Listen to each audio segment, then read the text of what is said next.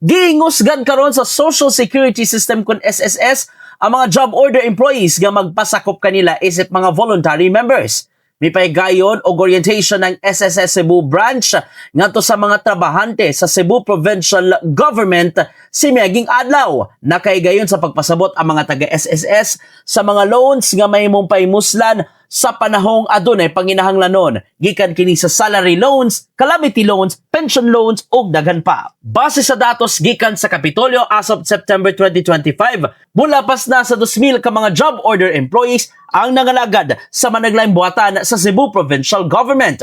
Apan sa kasamtangan, makapahimos una sa mga benepisyo gikan sa gobyerno ang mga regular o casual employees pinaagi sa GSIS. Matod sa Human Resource Management Assistant sa Kapitolyo nga si Ruth Benlot nga pinagi sa tanya gikan sa SSS, dili na maglisod ang mga job order employees kung moabot man ang panginahanglanon sa ilang pamilya.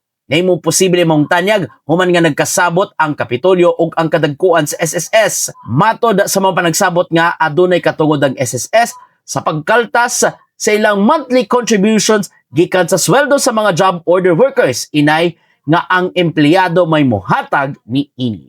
In the heart of changing lives, kini si Brigada Gia Navarro alang sa 90.7 Brigada News FM Cebu, the Music and News Authority.